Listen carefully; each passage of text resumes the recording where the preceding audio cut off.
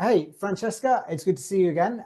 Good to You see you. teach Italian online, of Yes. course. And one of the questions that I've been thinking about recently is, how can you start to teach online? I mean, I think when I started, it just sort of happened somehow.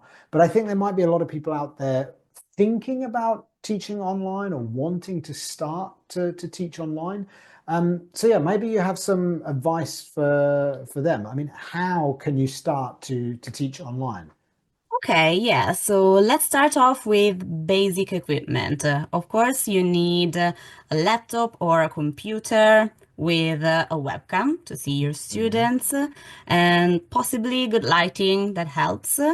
Yeah, A good microphone and maybe headphones so you can be more focused on the lesson hmm. and less on what's happening around you, especially if you work from home. Sure, And yeah. 100%. Mm. Then at the beginning, I suggest looking for a language teaching platform, such as Italki, for Hmm. example.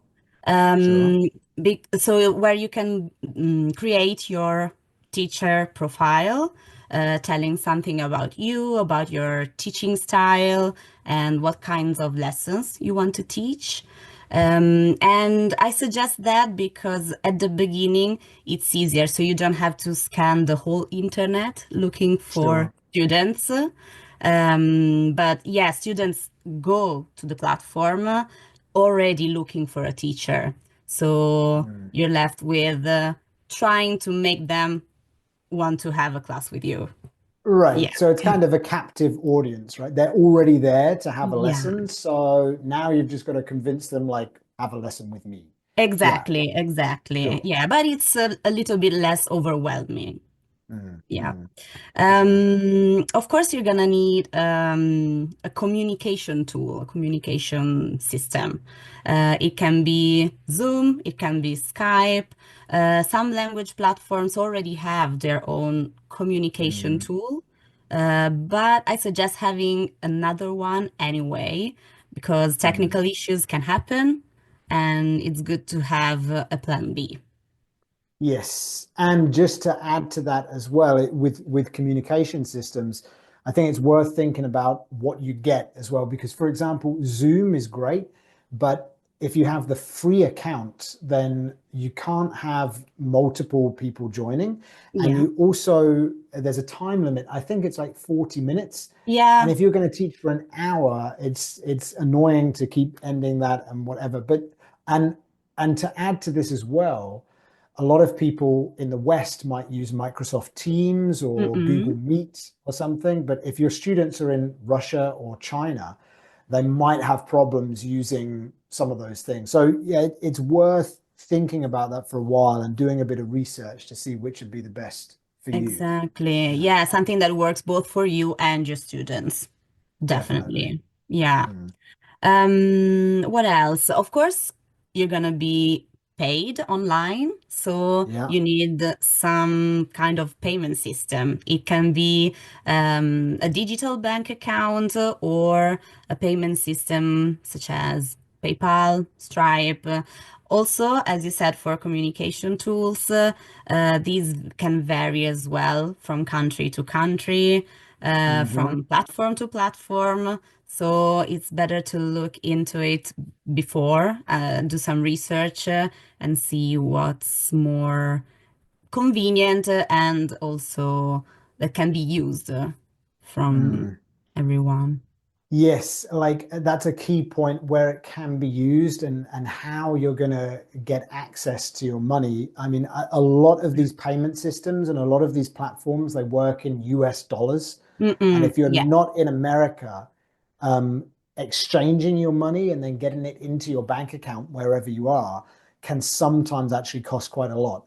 And it's worth yeah, thinking about that from day one, I think, so that you don't start, for example, you don't start teaching on a platform and then suddenly realize that you're going to lose 15% of your income through conversion fees and banking fees and stuff like this. So yeah, good advice. yeah, Yeah, exactly, exactly. It's worth a little bit of research.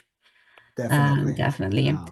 And Then the final thing, I'd say a little bit of teaching material. Of course, if you are a new teacher, you're gonna build your materials with time. You Mm, can't have everything ready at the start, but I suggest having something. Of course, you're gonna mm, plan your lessons on your students. But maybe the student, I don't know, for example, you're teaching grammar. You plan a whole lesson, but your student got the grammar rule quicker than you thought. yeah, It's always better to have something ready. It can be a game amazing. or a Yeah. topic conversation to work on that grammar rule. Hmm. Hmm. Something that you can feel that, I don't know, maybe spare 10 minutes. Yeah. And so you don't panic because you're prepared, you have something. Yes, and I think that that definitely, so preparing certainly your first lesson, but having those kind of things as a backup, Yeah, I think is really, really useful. And also, it means that you're more confident because you've got a plan that you can follow, and it means that you look much more professional to the student because you've prepared something. So I think exactly. that, yeah, you kind of, and again, that's something that you should maybe start thinking about when you're looking for places to teach and when you're trying to find a teaching platform or whatever, so from day one. But I Yeah. want to go back to something you said at the very start, just briefly. You said about Yeah. equipment, Hmm. like webcams. Of course, we all need a computer that we can use online. Um, but would you recommend people buying a new webcam, a new microphone, new headphones? Okay, so it depends on the quality. Of course, you don't need the best Mm, equipment, especially to start sure. off. But it has to be at least decent.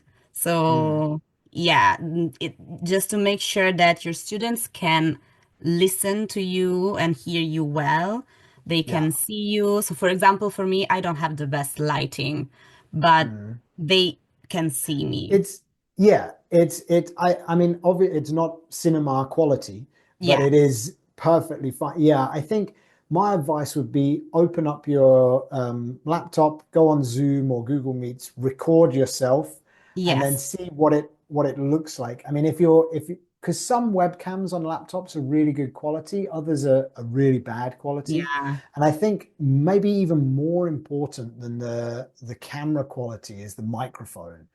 Um, definitely.